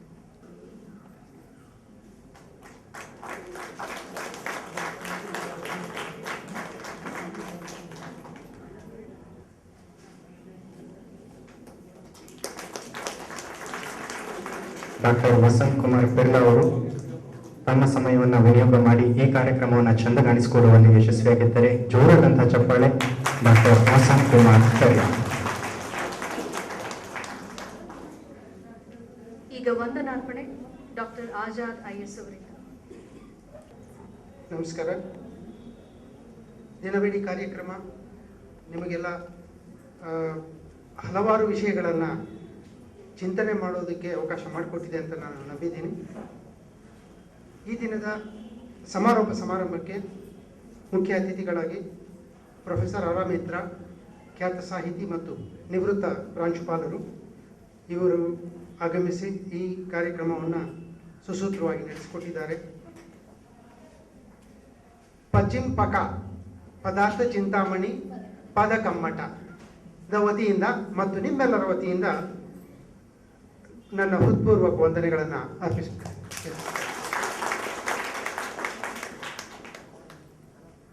ಈ ದಿನ ಉಪನ್ಯಾಸ ಮತ್ತು ಸಂವಾದ ಕಾರ್ಯಕ್ರಮವೂ ಇತ್ತು.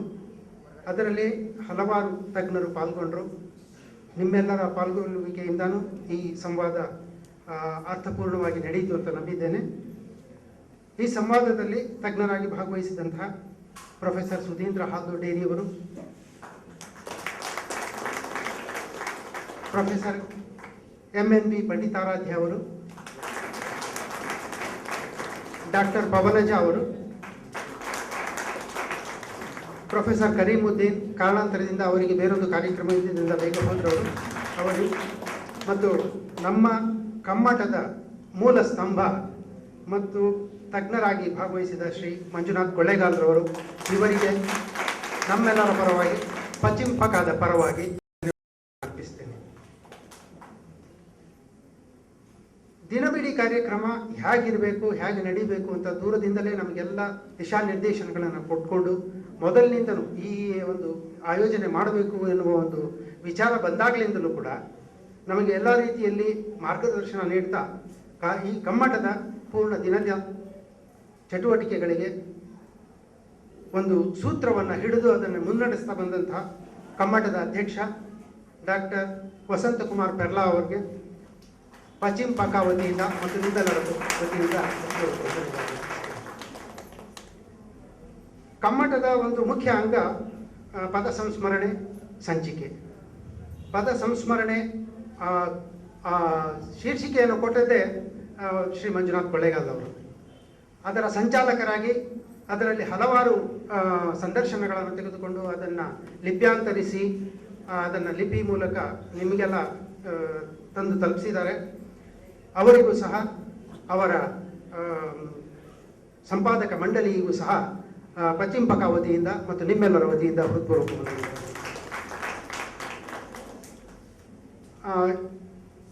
ಈ ಎಲ್ಲ ಕಾರ್ಯಕ್ರಮ ಪದಾರ್ಥ ಚಿಂತಾಮಣಿಗಳು ಅಥವಾ ನೀವೆಲ್ಲ ಇಲ್ಲದೆ ಸಾಧ್ಯ ಆಗ್ತಿರಲಿಲ್ಲ.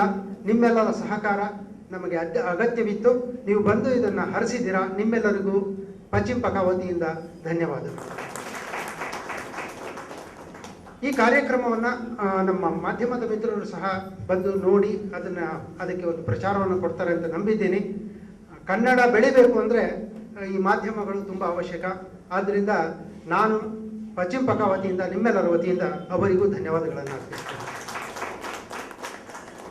ಕಮ್ಮಟಕ್ಕೆ ಧನ ಸಹಾಯ ನೇರವಾಗಿ ಅಥವಾ ಜಾಹೀರಾತಿನ ಮೂಲಕ, ದೇಣಿಗೆ ಮೂಲಕ ನೀಡಿದಂತಹ ಎಲ್ಲ ಸಹೃದಯ ಮಿತ್ರರಿಗೆ, ಪದಾರ್ಥ ಚಿಂತಾಮಣಿಗಳಿಗೆ ಪಶ್ಚಿಮ ಪಕ ವತಿಯಿಂದ ನಿಮ್ಮೆಲ್ಲರ ವತಿಯಿಂದ ಧನ್ಯವಾದಗಳನ್ನು ಅರ್ಪಿಸ್ತೇನೆ. ಮತ್ತು ಈ ಸಭಾಂಗಣವನ್ನು ನೀಡಿದ ಎಲ್ಲ ವ್ಯವಸ್ಥೆಗಳನ್ನು ಮಾಡಿಕೊಟ್ಟ ಎಲ್ಲ ಕಾರಣಕರ್ತರಿಗೂ, ಪರೋಕ್ಷ ಅಥವಾ ನೇರ ಎಲ್ಲ ಕಾರ್ಯಕರ್ತರಿಗೂ ಕಾರಣಕರ್ತರಿಗೂ ಪಶ್ಚಿಮ ಪಕ ವತಿಯಿಂದ ನಿಮ್ಮೆಲ್ಲರ ವತಿಯಿಂದ ಧನ್ಯವಾದಗಳನ್ನು ಅರ್ಪಿಸ್ತೇನೆ. ನಮಸ್ಕಾರ. ಪದ ಅರ್ಥ ಚಿಂತನೆಯ ಒಂದು ಅಧ್ಯಾಯ ಮುಗಿಯಿತಷ್ಟೇ. ನಮ್ಮ ಪದಾರ್ಥ ಚಿಂತಾಮಣಿಯ ಕಾರ್ಯಕ್ರಮ ಸದಾ ಮುಂದುವರಿಯುತ್ತೆ ಅಂತೇಳಿ ಹೇಳ್ತಾ ಈ ಕಾರ್ಯಕ್ರಮಕ್ಕೆ ತೆರೆಯನ್ನು ಹಾಕ್ತಾ ಇದ್ದೀವಿ.